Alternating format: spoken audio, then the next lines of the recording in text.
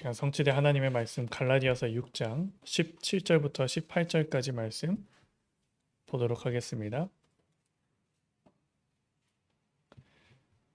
갈라디아서 6장 우리 17절부터 18절까지 말씀 제가 가지고 있는 성경으로는 신약성경 309페이지에 있습니다. 우리 갈라디아서 6장 17절부터 18절 말씀 우리 다 찾으신 줄 알고 두 절의 말씀을 한 목소리로 합독하시겠습니다. 시작. 이후로는 누구든지 나를 괴롭게 하지 말라. 내가 내 몸에 예수의 흔적을 지니고 있느라. 형제들아, 우리 주 예수 그리스도의 은혜가 너희 심령에 있을지어다. 아멘. 한번 기도하겠습니다. 살아계신 하나님, 우리에게 하나님의 말씀을 듣는 자리에 나오게 하시니 감사합니다. 우리의 지식과 우리의 수준으로는, 우리의 경험으로는 하나님의 말씀 능히 깨달을 수도 없고 전할 수도 없는 줄 압니다. 주님, 이 시간 성령께서 임재하여 주시고 성령이 스승되사 하나님의 말씀을 깨닫고 붙잡고 올바로 선포하는 은혜가 있게 하여 주옵소서. 그래서 말씀을 붙잡게 되어졌을 때 우리가 가는 그 모든 현장 가운데 말씀의 성취를 바라보는 믿음의 증인, 믿음의 역사를 가지고 있는 증인 되길 원합니다. 주님께서 축복하여 주시고 온전히 인도하여 주옵소서. 예수 그리스도의 이름으로 감사하며 기도드립니다. 아멘. 오늘 말씀의 제목은 성경의 27절의 말씀에 나와 있는 대로 예수의 흔적, 그 지닌 자들이 다 되시는 우리 세우신 교회 성도분들 되기를 이 시간 주님의 이름으로 축복하고 또 기도드립니다. 예수의 흔적이라는 말에 있어서 참 이렇게 우리에게는 좋지만은 않은 그런 말씀인 것 같아요. 그래서 흔적이라는 게 그냥 단순히 어떤 이렇게 지나가다가 있는 흔적이 아니라 이제 원어로 보면 이제 상처입니다. 이게 마치 못이 바뀐 것처럼의 그 큰 상처라는 것이죠. 그래서 그 의미를 가지고 우리가 다시 한번 본다면, 제목을 다시 한번 읽는다면 예수의 그런 상처, 예수로 인해서, 그리스도로 인해서 흔한 상처를 갇힌 자들, 가지고 있는 자들이 되길 원한다라고 제가 기도했던 것이거든요. 참 어떻게 보면 쉽지 않은 길이고, 참 어떻게 보면 큰 고난이 있는 길인 줄 압니다.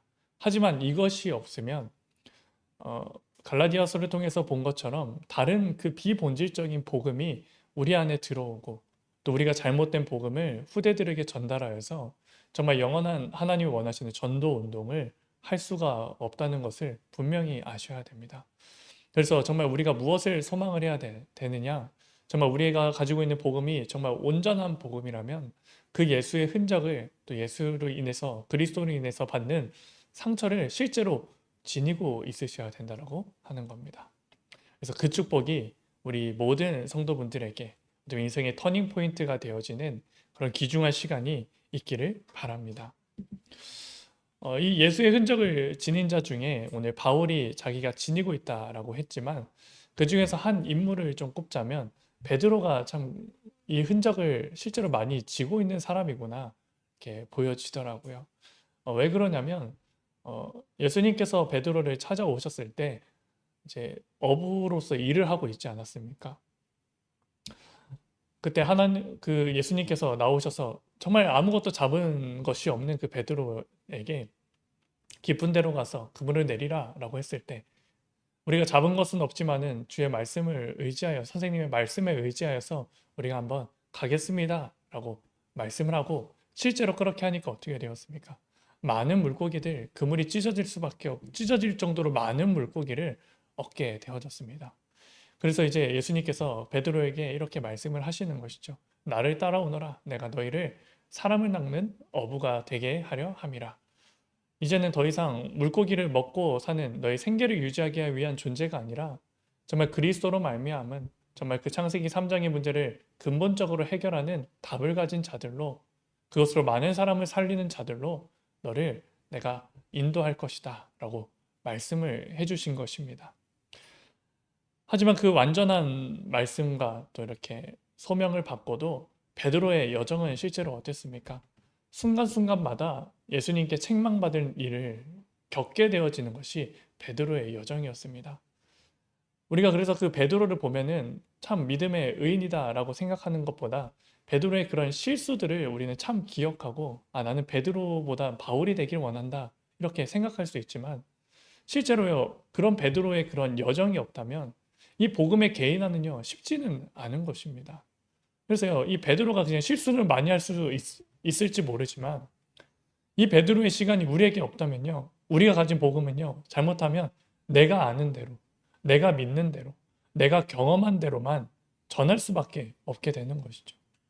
하지만 베드로의 여정을 통해서 바라보면요, 순간순간 예수님은 베드로를 책망하셨고, 사단아, 내 뒤로 물러가라. 내가 여기서 있는 것이 좋사오니 내가 여기서 초막 세 개를 짓겠습니다 했을 때, 그것이 아니라 오직 예수만 보이시고, 더 나아가서는 예수님이 십자가에 못 박혀 죽으셨을 때, 죽으시러 가실 때 세 번 부인함으로 인해서 이제 떠나게 되었잖아요. 근데 그 또한 어떻게 보면 좀 필요한 시간이었던 거죠. 그러면서 예수님은 그 제자를 끝까지 사랑하시고, 베드로를 끝까지 사랑하셔서 자신을 세 번 부인했던 그 상황을 그대로 마련을 해주시지 않습니까? 그 제사장의 뜰에서 이제 불을 쬐고 있고, 그런 이제 상황 속에서 예수님을 세 번을 부인했는데, 부활하신 예수님께서 베드로를 찾아오셨을 때 똑같은 것을 딱 마련하시면서 조반을 먹으시고 있는 것을 보지 않습니까? 그러면서 무엇을 얘기하십니까? 네가 나를 사랑하느냐라고 세 번을 말씀을 하십니다. 세 번 부인한 것을요, 정말 이제는 치유하시고, 그것이 아니라 이제 정말 너의 예전의 그 과거의 그 트라우마와 잘못된 그 불신앙에 사로잡히지 말고 다시 한번 하나님의 언약, 그리스도의 언약 붙잡고 주의 일을 감당하라. 그래서 너는 내 어린 양을 먹이고 어린 양을 양육하라 라고 하는 말씀을 받게 되어지지 않았습니까? 이처럼요, 이것을 체험한 베드로는 또 후에 또 많은 또 잘못된 것을 또 경험하긴 했지만, 그로 인해서 베드로는요, 이전에 없었던 그 고백을 또 많은 사람들 앞에 증거 있는 자로 하나님은 사용하시는 것을 보게 되어집니다. 그 시간이 어떤 시간이냐? 바로 사도행전 2장에 베드로의 설교에서에 있었던 시간이고요. 더 나아가서는 사도행전 3장의 말씀에 좀 안증뱅이를 일으키고, 또 4장의 말씀에는 우리가 천하 구원받을 만한 다른 이름을 우리에게 주신 것이 없다, 우리가 보고 들은 것을 말할 수밖에 없다 라고 하는 그 담대함이 베드로에게 있게 되는 것을 바라봅니다. 이처럼 베드로는 자신이 예수님을 온전히 따라갔다라고 했지만, 그 안에 있는 작은 많은 어려움들 속에, 불신앙 속에 많은 흔적들이 몸에 남아있다는 것이죠. 근데 그것으로 인해서 베드로는 어려움을 당했다라기보다도 더욱더 하나님의 사랑, 또 예수님께서 베드로를 보내셨던 그 목적, 사람을 낚는 어부의 역할을 이루어가는 그 축복을 바라보게 되는 것입니다. 이처럼 우리 또한 베드로처럼, 또 오늘 말씀에 나와 있는 그 바울의 고백처럼 예수의 흔적을 실제로 지내야 됩니다. 우리가 몸에 상처를 내고 흔적을 지낸다는 것은 그만한 가치가 있을 때 우리는 하게 되어집니다. 만약에 우리의 사랑하는 자녀가 큰 어려움 속에 있다 한다면, 자녀의 목숨을 구하기 위해서 자신의 목숨을 내어주기도 하고, 자신의 신체의 일부를 어떻게 보면 절단하게 되는 것도 마다하는 것을 우리는 많은 뉴스와 그런 상황을 통해서 바라보게 되어집니다. 이처럼 몸에 상처를 내고 없어지지 않는 그 상처를 낸다는 것은 그만한 가치를 발견했을 때 가능하게 되어집니다. 그러면 우리가 정말 그리스도인들로서, 정말 오직의 복음을 가지고 있는 자들로서 살아가는데, 정말 내가 가장 중요하게 생각하고 있는 가치는 실제로 무엇입니까? 우리가 교회에 와서는 오직 그리스도, 정말 순간순간마다 하루를 시작했을 때 오직 그리스도라고 하지만, 실제로 내 삶에서 가장 중요하다라고 하는 가치가 무엇에 있는지 한번 좀 깊게 생각해 보시고 이걸 확인하시는 것이 실제로 필요합니다. 왜 그러냐면, 입으로는 그리스도라고 하지만, 순간순간마다 혼자 있을 땐 그리스도라 하지만, 다른 사람을 만나고 어떤 상황이 되어지면 그것보다도 나의 성공이 나의 가장 큰 가치가 되어지는 것을 보게 되어지고, 아니면 나의 가족이 그렇게 될 수도 있고요. 어쩌면 나의 성공이 그렇게 되는 것을 실제로 목도하지 않습니까? 그래서 내가 경제적으로 성공한다면 몸이 어떻게 힘들다 하더라도 그것을 위해서 부단히 노력하지 않고 있습니까? 근데 그에 반해 우리가 정말 이 복음을 깨닫고 복음답게 살아고 정말 생명을 구원하기 위해서 내 몸을 헌신하는 것이 실제로 있습니까? 우리가요, 정말 이것이 실제로 되어져야 된다는 것이죠. 어떻게 보면 베드로처럼 주님을 따라갔지만 아직까지 남아있었던 그런 많은 것들을 주님께서 치유해 주신 것처럼 우리에게도요, 정말 그 믿음의 결단과 우선순위를요, 갖추는 것이 필요하다는 것이죠. 나의 몸을요, 내어 버리더라도, 내가 어떤 부분을 큰 상처를 입다하더라도 내가 이 복음을 깨닫기 위해서, 내가 이 복음을 선택하기 위해서 실제로요, 흔적이 있어야 되는 것이 필요하다는 것입니다. 시편 23편 우리가 잘 아는 말씀입니다. 그 말씀에 다윗이 이렇게 고백을 하죠. 여호와는 나의 목자시니 내가 부족함이 없으리로다. 그가 나를 푸른 풀밭에 누이시며 쉴만한 물가로 인도하시니이다. 내가 사망의 음침한 골짜기를 다닐지라도 내가 해를 두려워하지 않는 것은 주의 지팡이와 막대기가 나를 안위하시리로다. 이런 말씀을 통해서 보는 것이 뭐냐면 다윗 또한 많은 상처들을 실제로 겪게 되어졌고 기름 부음을 받았지만요, 끊임없는 큰 어려움들을 겪게 되는 것을 보게 되어집니다. 그때 사울을 쫓아서 사울에게 도망가서 쫓기는 가중에 이 말씀을 딱 기록했던 것이죠. 근데 이 말씀에서 우리가 좀 함께 좀 묵상해 볼 말씀은 내가 사망의 음침한 골짜기를 다닐지라도 해를 두려워하지 않는 것은 무엇 때문에 그러냐면 주의 지팡이와 막대기가 나를 안위하시기 때문입니다. 하시는 겁니다. 이 말씀을 보면요, 자세히 보면 어떤 것을 볼 수가 있냐면 다윗은요, 목동이었습니다. 왕이기 이전에 목동으로 이제 양을 치는 자였습니다. 양을 치는 자에게 목동에게는 두 가지 이렇게 꼭 필수적인 도구가 있습니다. 하나는 지팡이고요, 하나는 막대기입니다. 지팡이의 역할은 이제 땅을 이렇게 짚고 가면서 양들이 눈이 어둡기 때문에 목자의 음성을 듣고요, 목자가 하는 그런 많은 행동들과 이렇게 그 작은 소리도 이렇게 민감하게 되어지거든요. 그래서요, 그것 가지고 이제 양을 잘 인도하고 안내하는 역할. 그리고 다른 길로 가면요, 이렇게 고리가 있기 때문에 이제 양의 목이라든지 뿔을 이렇게 채가지고 그 길로 가면 안 돼라고 하는 안내해주는 그 역할하는 것이 지팡이입니다. 이것이 목자에게 필요했던 한 가지 아이템이고요. 또 나머지 하나는 막대기인데 이 막대기의 역할은 이제 큰 짐승이라든지 원수가 나왔을 때 그것을 던져서, 강한 무기이기 때문에 그것을 던져서 그것으로 그 짐승들을 내쫓는, 원수들을 내쫓는 그 역할을 하는 것이 막대기고, 그러면서 이 막대기의 또 하나의 역할은 정말 이 길로 가지 말라고 계속 양을 안내하지만 계속 말을 안 들었을 때는 어떻게 하냐면 앞다리 이렇게 그 단단한 막대기를 가지고요, 때려가지고 다리를 부러뜨리는 겁니다. 그래서 우리가 뭐 어떤 사진 같은 거 보면은 이제 양을 이렇게 어린 양을 들쳐업는 그런 예수님의 모습, 목자의 모습을 보는데 그게 왜 그러냐면 말을 안 들어서 분질러졌기 때문에 갈 수가 없는 거잖아요. 그래서 그것을요, 메고 다니는 것이 그 목자의 역할이었던 것이죠. 근데 그럼으로써 이제 다리가 부러지면 어떻게 됩니까? 아, 이 길로 가면 안 되는구나, 목자의 말을 들어야 되구나, 인식이 딱 되어져 가지고요, 나중에는 이제 다 낫게 되어지면 그 뒤로는 목자의 음성, 목자의 말을 잘 순종하게 되어진다는 것이죠. 이처럼요, 우리에게도 이런 그리스도의 상처들, 어떻게 보면 그리스도께서 우리를 인도하신다고 하는데 우리가 계속 다른 길로 가면요, 하나님은 그 길 가르치지 말라고 우리 다리몽둥이를 부수는 그 막대기의 역할로서 우리를 인도하신다는 것을 아셔야 됩니다. 이거는 우리를 넘어뜨리려고 하시는 것이 아니라 정말 하나님이 온전한 길로, 하나님이 예비하신 길로 걸어가도록 하시는 축복이라는 사실을 분명히 아셔야 되죠.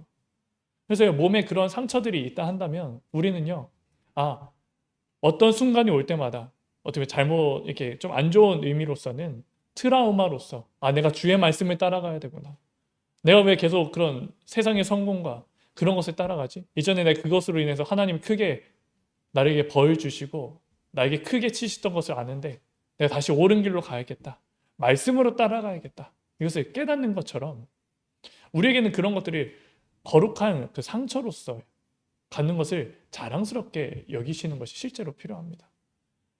그래서 우리 몸에 큰 상처, 세상의 성공을 위해서 큰 상처를 입는 것은 하나님이 보시기에 그렇게 중요한 것은 아니지만 하나님의 의의 사람으로서 걸어가는데 나에게 많은 상처가 있다면 그거는 내가 순간순간마다 하나님의 언약을 깨닫고 넘어지지 않는 큰 역할로 하게 될 것입니다. 이처럼요, 바울은 이렇게 오늘 말씀을 하고 있는 거예요. 17절의 말씀에 뭐라고 나오냐면 이후로는 누구든지 나를 괴롭게 하지 말라.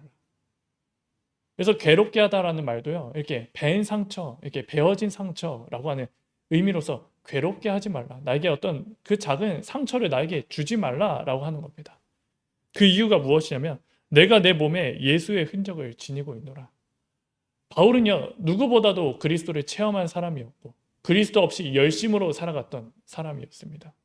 하지만 그런 바울을 하나님은 그대로 두시지 않고 눈을 어둡게 하시면서까지도, 그래서 하나님은 치유하시고 그 뒤에 루스드라에서도 또 많은 돌을 맞아가면서도 이 복음을 위해서 이렇게 살아가는 그 흔적을 실제로 지니고 있다는 것이죠.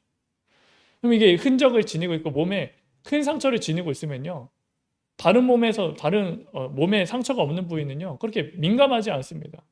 하진 내 몸에 그 상처가 딱 있으면 어떻게 됩니까? 그 부분에 대해서는요 민감할 수밖에 없는 거예요. 바울이 이렇게 얘기한 것을 그럼 다시 한번 보겠습니다. 나를 괴롭게 하지 말라. 내 몸에 예수의 흔적을 지니고 있느라. 예수의 흔적을 지니고 있다는 것은 무엇입니까? 예수 그리스도가 아니면 안 된다고, 잘못된 거 하면 이것에 큰 상처가 아직까지도 아프다는 거거든요. 그럼 어떻게 되는 거죠? 이거에 대해서 너무나도 민감하다는 거예요.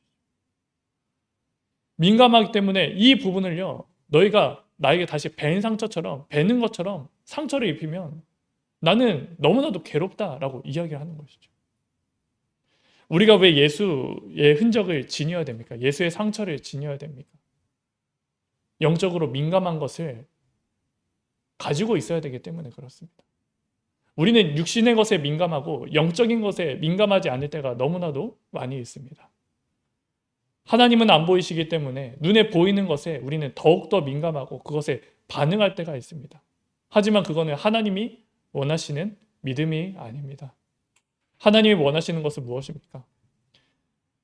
육신으로 완전히 어려움을 당한다 할지라도 내가 하나님 앞에 온전히 설 수 있다면 그것을 하나님은 가장 귀하게 보시는 겁니다. 근데 많은 것들이 반대로 되어졌다는 것이죠. 갈라디아 교회에서도 누구도 아무 말을 하지 않았던 것입니다. 뭐 할례 받으면 좋지. 그 안에서 다른 거 다 포용할 수 있는 거 아니야. 이런 영적으로 좀 민감하지 않는 것 때문에 계속 이제 다른 복음이 들어왔다는 것을 알고 있지 않습니까? 이거에 대해서 영적으로 민감했던 바울은요, 분명히 말하지 않습니까? 다른 복음을 전하는 것은 천사라 할지라도 저주를 받을지어다. 할례 받는 것이 무엇이 중요하느냐? 왜 육신의 열매를 많이 맺으려고 하느냐? 성령의 열매를 맺어라. 이처럼요, 바울은요, 그 예수의 상처를 가지고 있었기 때문에, 흔적을 가지고 있었기 때문에 이 교회 안에 들어왔던 그 다른 복음에 대해서 너무나도 민감하게 반응하고 그것을 가지고 전하고 다시 원래대로 돌아오라라고 이야기를 하는 것이죠.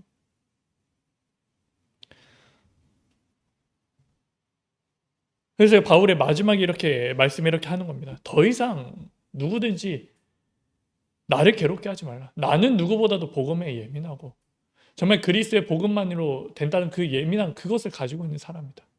그래서 너희는 더 이상 나를 괴롭게 하지 말라라고 하는 것이죠. 우리가 원단의 말씀에서 정말 교회의 어른으로서 되길 원한다.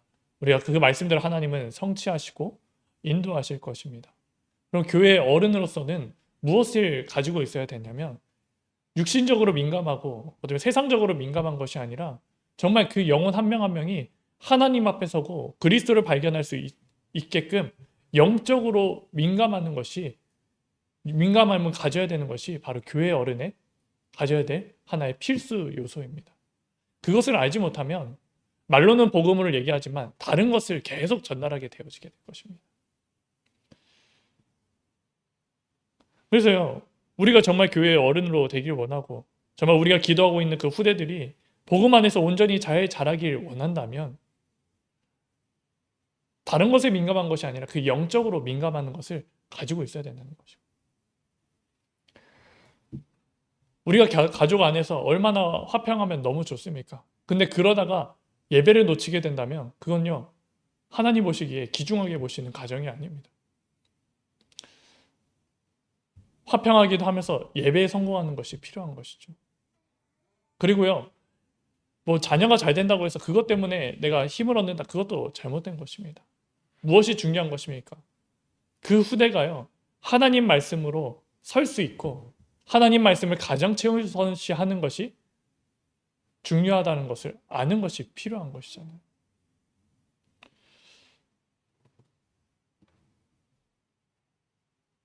그래서 우리는 이 예수의 흔적을 실제로 지니는 것을 두려워하지 마시길 바랍니다. 내가 어떤 실수를 한다더라도 하나님은요, 우리를 끝까지 인도하실 것입니다.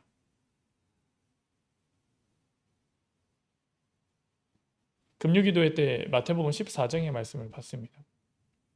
그 말씀에 이제 베드로와 제자들이 이렇게 배를 타고 가는데 큰 풍랑이 이렇게 이르게 되어졌던 것이죠.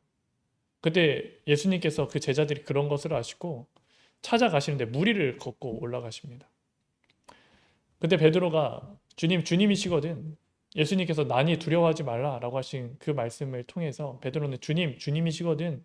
내게 명하사 나로 무리를 걷게 하옵소서. 내가 주님께 나아가게 하옵소서. 라고 했을 때 베드로에게 예수님이 그래 걸어오라 라고 말씀을 하십니다. 그래서 그 체험을 이렇게 하다가도 예수님 앞에 예수님께 포커스를 맞추는 것이 아니라 실제로 보니까요, 더욱더 큰 두려움에 사로잡히는 것이죠. 주변에 풍랑이 있고 큰 파도가 있으니까 그것을 이렇게 바라보다 보니까요, 이제 물에 계속 빠지게 되어지는 거예요. 그때 베드로가 뭐라고 해갑니까? 주님 나를 구원하옵소서. 그러니까 예수님이 어떻게 하시냐면 이에 예수께서 즉시 그를 구원하시니라. 우리가 넘어진다고 해서 주님에게만 바로 고백할 수 있다면 예수님은 어떻게 하시냐면 우리를요 좀 텀을 두고 좀 깨달아라, 이게 아니라 즉시 구원해 주신다는 것이죠. 우리는요 착각을 하시면 안 됩니다. 우리에게 정말 올바로 기도할 수 있는 그 주님이 있다면, 그분의 이름으로 기도할 수 있다면 주님께서는 즉시 우리에게 구원을 주실 것입니다.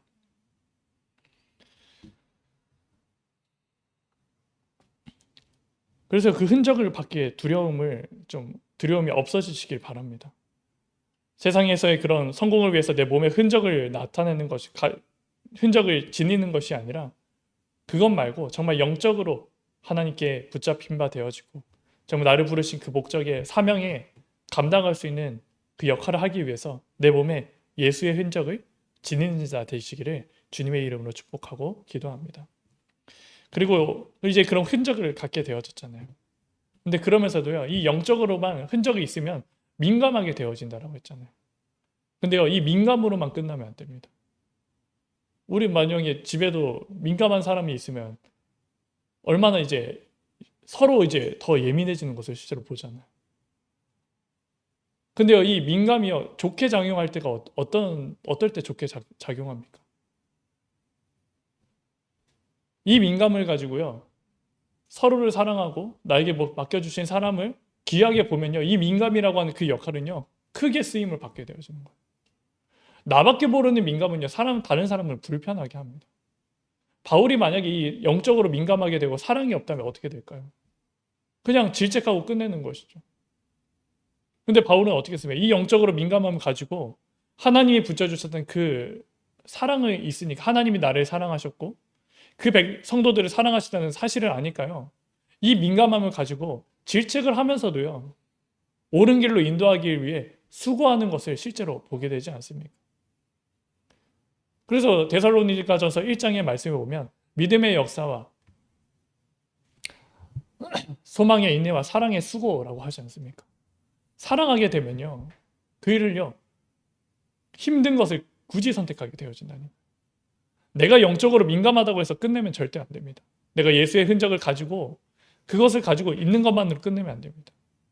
그러면서 어떤 것을 가지고 있어야 되냐면 하나님이 우리를 사랑하셨고 그리스도께서 우리를 사랑하신 것 같이 이제는요 우리에게 맡기신 성도를요 사랑하는 마음으로써 그 영적으로 민감함을 가지고 있어야 되는 거예요.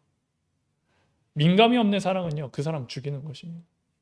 아무리 내가 예수의 흔적을 가졌다 하더라도 나밖에 모르고 나만 성공한다라고 하는 그 잘못된 생각을 가지고 있으면 많은 영혼들을 죽이게 되는 것입니다.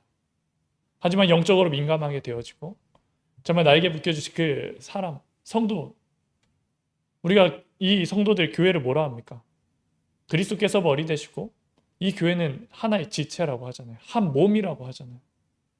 그럼 이 한 몸으로서 서로 사랑하는 거죠. 서로의 부족한 부분이 있으면 채워주고요. 민감하면서 잘못된 거 하면은 민감하면서도 옳은 길로 갈 수 있도록 양육해주고, 그렇게 되면 이제 더 하나님의 나라와 하나님이 쓰실 수밖에 없는 그 교회의 모습이 되지 않겠습니까?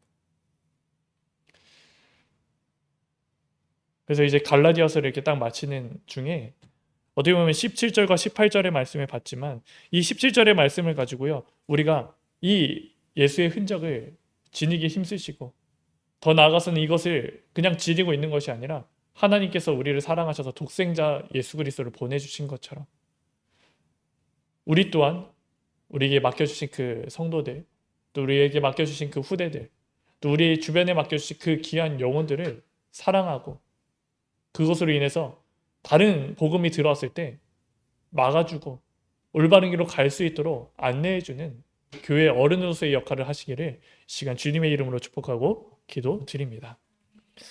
그래서 마지막 18절 말씀 한번 보고 우리 말씀을 마치고자 합니다.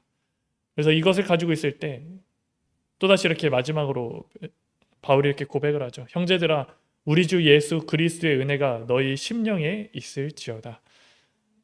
그리스도의, 우리는 은혜가 필요한 사람들입니다.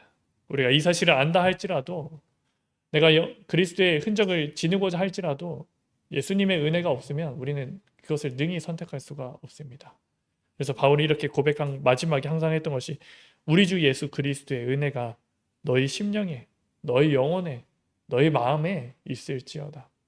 그렇게 되면 우리 또한 된다는 것이거든요. 그래서 오늘 말씀을 통해서 주 예수 그리스도의 은혜로부터 예수의 흔적을 지니기를 기도하시고, 그러면서 예민만 하는 것이 아니라 정말 참된 사랑으로서 많은 성도들을 살리고 많은 영혼들을 살리는 그 일에 쓰임받는 우리 세우신 교회 성도분들 되시기를 이 시간 주님의 이름으로 축복하고 기도드립니다. 이 시간 오늘 받은 말씀을 붙잡고 함께 기도하길 원합니다. 정말 나의 자랑이 무엇이 되길 원하십니까? 그리고 정말 내가 무엇에 우선순위를 두길 원하십니까? 정말 다른 것이 아니라 정말 십자가 외에 다른 자랑이 되지 않게 하여 주시고, 정말 나의 모든 참된 가치를 발견하여서 세상의 흔적이 아닌, 세상의 상처가 아닌 예수의 흔적을 지니고 그것으로 많은 성도들, 많은 영혼들 살리는 전도자 되게 해달라고 오늘 받은 말씀 이렇게 묵상하시면서 함께 기도하도록 하겠습니다.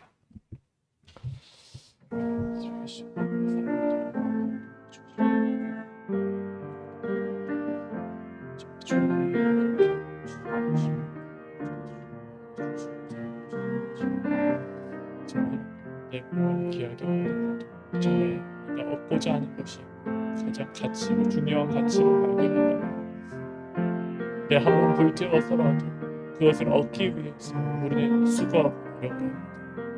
하지만 하나님, 우리에게 이제는 살리는 어부의 축복을 주셨음에도 그것보다도 영의 것보다, 영혼보다 육의 것을 위하여서 걸어가는 그 잘못된 모습들을 바라봅니다. 하지만 하나님, 한 가지 소망을 잊지 않는 것은 하나님이 베드로를 끝까지 인도하여 주시고 잘못된 것을 고쳐주시고 신앙의 고백을 다시 바르게 하여 주셔서 예수님이 부르신 그 목적대로 사용하시는 것을 바라봅니다. 정말 주님, 우리 또한 그 언약이 이루어지는 줄 믿습니다.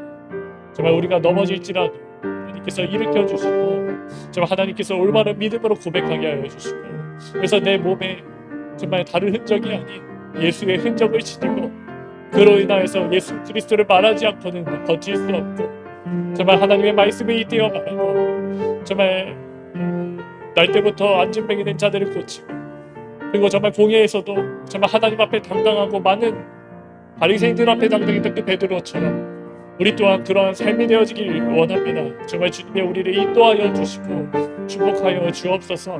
정말 그래서 이제는 정말 교회의 어른으로서 다른 것에, 육신의 것에 민감한 것이 아니라 정말 영적인 것에, 영의 것에 민감하여서 많은 성도들을 올바른 길로 안내하고 또 악으로부터 보호하고 정말 주의 길로 돌이키게 하는 길로 쓰임받는 우리 교회 어른 되길 원하는 우리 성도들을 위하여 기도하오니 정말 주님이 이 시간 우리에게 성령의 충만함과 역사를 더하여 주셔서 정말 주님이 주신 그 응답을 붙잡게 하여 주시고 정말 하나님 주신 그 응답을 누리는 자 되게 하여 주옵소서.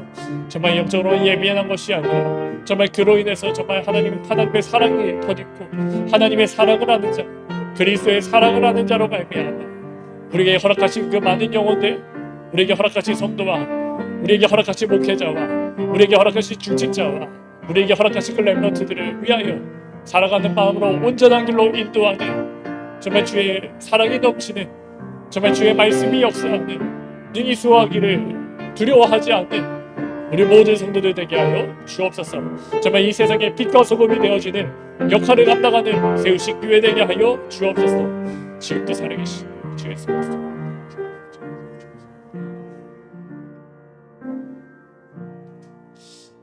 살아계신 하나님 감사합니다. 우리의 기도를 들어주시고 갈라디아서를 마치는 그 시간 속에 정말 하나님 이 말씀대로 우리를 인도하여 주실 줄 믿습니다. 성령의 열매를 가득 맺는 우리 모든 성도들 되게 하여 주옵소서. 지금도 살아계신 우리 주 예수 그리스도 이름으로 감사하며 기도드립니다. 아멘. 우리 주기도문으로 마치겠습니다. 하늘에 계신 우리 아버지여, 이름이 거룩히 여김을 받으시오며 나라의 임하옵시오며 뜻이 하늘에서 이루어진 것 같이 땅에서도 이루어지이다. 오늘날 우리에게 일용할 양식을 주옵시고 우리가 우리에게 죄 지은 자를 사하여 준 것 같이 우리의 죄를 사하여 주옵시고 우리를 시험에 들게 하지 마옵시고 다만 하나님께서 구하옵소서. 대개의 나라와 권세와 영광이 아버지께 영원히 있사옵나이다. 아멘.